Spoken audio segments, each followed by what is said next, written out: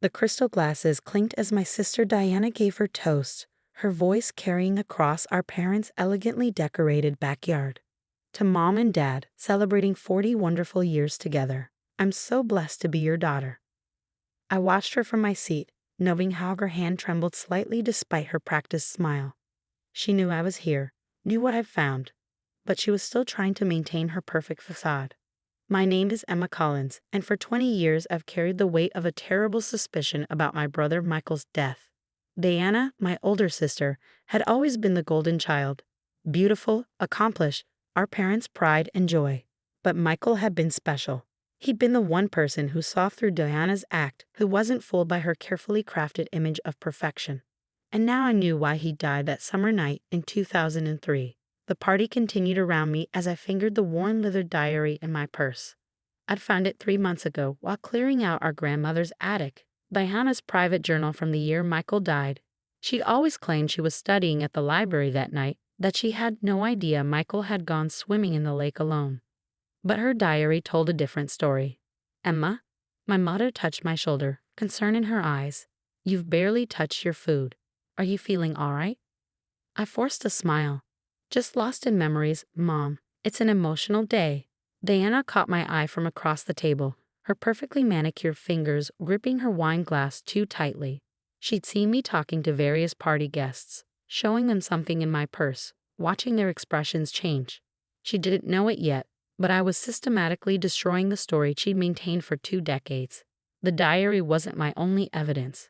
Over the past 3 months, I pieced together everything. The threatening notes Michael had received that summer, the missing life-saving ring from the dock, the mysterious call to his girlfriend just hours before he died. Diana had orchestrated all of it, driven by a jealousy so deep it had turned to hatred. Michael had recently been accepted to Harvard Medical School, earning the praise and attention she'd always considered rightfully hers. But it was more than that. He'd discovered something about her, something that would have shattered her perfect image. So she'd watched him drown, standing on the dock as he struggled in the water, the life ring she'd removed safely hidden in her car trunk. Time for the anniversary video, my father announced, drawing everyone's attention to the large screen set up in the garden. Diana had prepared it, of course. She handled all family events, maintaining her role as the devoted daughter. I stood up, smoothing my dress. Actually, Dad, I have something to share first, a special memory I recently uncovered. Diana's champagne glass slipped from her hand, shattering on the stone patio. Sorry, she said quickly, forcing a laugh. Clumsy me. Emma, maybe we should save any surprises for later. It's Mom and Dad's moment after all. I smiled, meeting her panicked gaze. Oh, but this involves all of us. Especially you, Diana, and Michael. The temperature seemed to drop several degrees despite the warm summer evening. Our parents exchanged glances. Michael's name was rarely mentioned at family gatherings. The pain of his loss was still too raw, even after 20 years. I found something interesting while cleaning out Grandma's attic. I continued, opening my purse. A diary, your diary, Diana, from the summer of 2003. She stood up so abruptly her chair toppled backward. That's private. You had no right. No right? I laughed, though there was no humor in it. Like Michael had no right to live? No right to expose what you'd done. Our mother gasped. Emma, what are you talking about? I pulled out the diary, its pages marked with colored tabs. Why don't we let Diana explain? Or should I read her entry from July 15, 2003? The night our brother died? Diana's carefully maintained composure cracked. You don't understand, she whispered. He was going to ruin everything. The guests fell silent, all eyes moving between us like spectators at a tennis match. 20 years of secrets were about to explode in the perfectly manicured backyard of our childhood home. And I was just getting started. Diana, our father said quietly, what is your sister talking about? I opened the diary to the first marked page, my hand steady despite the gravity of what I was about to reveal. Should I read it, or would you like to tell them yourself? Diana's eyes darted around the yard, counting witnesses. Besides our family, at least 30 of our parents' closest friends were present. Pillars of the community who had watched us grow up, who had consoled our family after Michael's death. This isn't the time or place, she hissed, trying to maintain control. It wasn't the time or place for Michael to die either. I replied, my voice carrying across the suddenly silent garden. But that didn't stop you, did it? I began reading from the diary. July 14, 2003. Michael knows.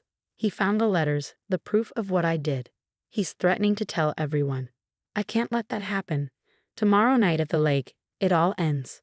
Our mother swayed slightly, gripping the back of her chair. What letters? What proof? I pulled out a manila envelope. These letters. I found them hidden in a false bottom of the diary. Letters that proved Diana had been stealing money from Grandma's accounts for years. But that wasn't all Michael discovered, was it, Diana? She lunged for the envelope, but I stepped back. He found out about Thomas too, didn't he? The color drained from Diana's face. Thomas had been her professor in college, the married man she'd had an affair with. The man whose wife had mysteriously fallen down a flight of stairs after discovering their relationship. That was an accident, Diana whispered. No one was supposed to get hurt. Like Michael? I asked, my voice sharp. Was he not supposed to get hurt either when you removed the life ring from the dock, when you stood there watching him drown? Our father stood up, his face ashen. What are you saying? I turned to face our parents, my heart breaking for the pain I was about to cause them. Diana didn't just let Michael die. She planned it. The threatening notes he received that week, warning him to keep quiet. I had them analyzed. They match her handwriting. I pulled out more papers from my bag.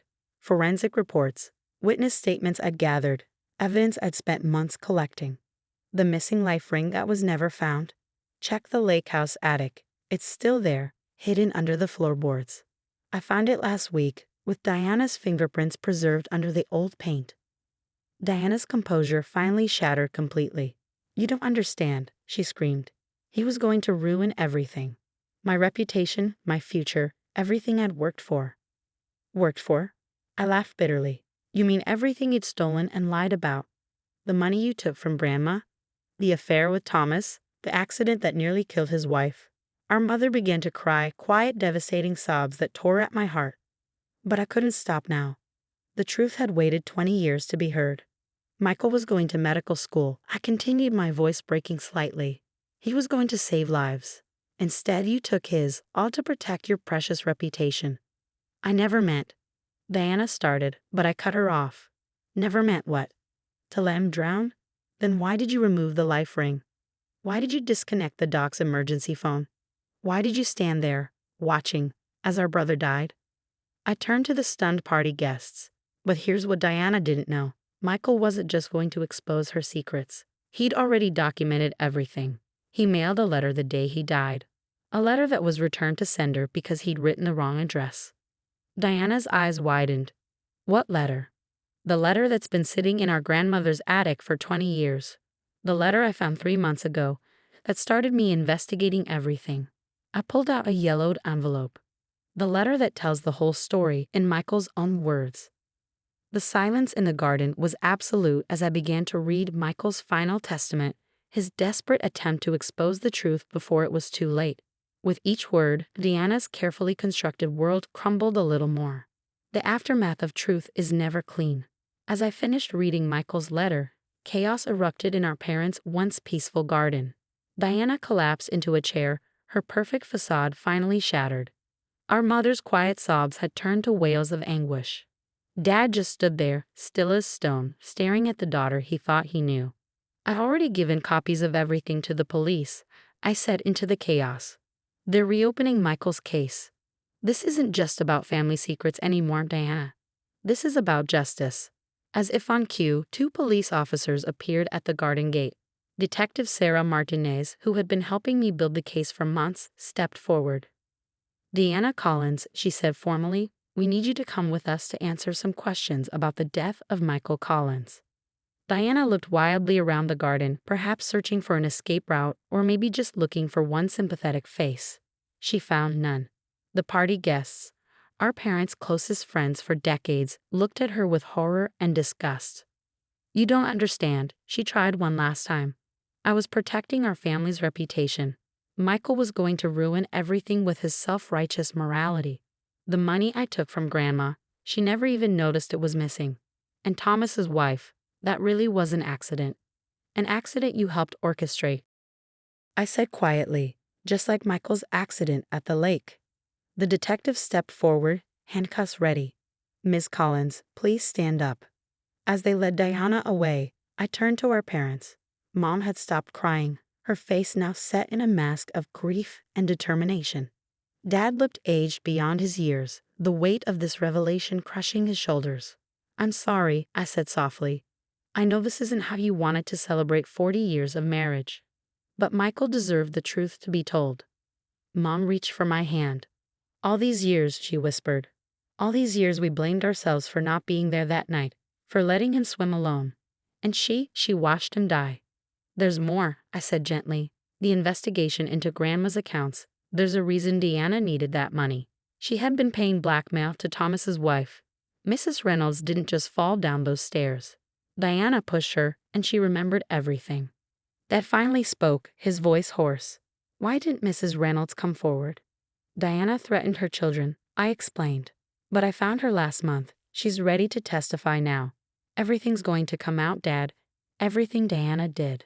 The garden slowly emptied as shocked guests made their excuses and left. By sunset, only our immediate family remained. The three of us, sitting among the remnants of what should have been a celebration, trying to process how our family history had been rewritten in a single afternoon. What happens now? Mom asked, staring at her untouched anniversary cake. Diana will face charges, I said, not just for Michael's death, but for the financial fraud, the assault on Mrs. Reynolds, everything. The detective thinks she'll take a plea deal rather than face a public trial. And us? Dad's voice cracked. How do we go on? I reached across the table, taking both their hands. We honor Michael's memory. We tell the truth. We heal. Later that night, after my parents had finally gone to bed, I walked down to the lake. The moon cast silvery reflections on the water where my brother had spent his last moments. I pulled out one final item from my bag, a photo of Michael from his college graduation, smiling broadly at the camera. It's done, I whispered to his image. You can rest now, big brother. The truth is finally out. My phone buzzed. A text from Detective Martinez. Diana had broken down during questioning, confessing to everything. The case would be closed properly this time, with the real story on record. As I walked back to the house, I thought about Diana sitting in a cell, her perfect life destroyed by her own actions finally catching up with her. Some might call it revenge, but I prefer to think of it as justice. Long delayed, hard-won justice. The next morning, I helped my parents clean up the remnants of the party. We worked in silence, each lost in our own thoughts. But when we finished, Mom did something she hadn't done in 20 years. She brought out Michael's old photo albums. Tell me about him, she said, her voice stronger now. Tell me everything you remember about your brother. So we sat there, turning pages, sharing stories, letting ourselves remember Michael not as a tragic figure, but as the brilliant, kind, funny person he'd been. For the first time, we could talk about him without the shadow of unspoken questions hanging over us. Diana's trial was brief. She accepted a plea deal, 20 years for manslaughter, with additional charges for fraud and assault running concurrently. Our parents didn't attend the sentencing, but I did. I wanted to see it through to the end. As they led her away, Diana turned to me one last time. Was it worth it? She asked bitterly. Destroying our family like this? I met her gaze steadily. You destroyed our family the night you let Michael die. I just exposed the truth. The difference is, now we can finally rebuild.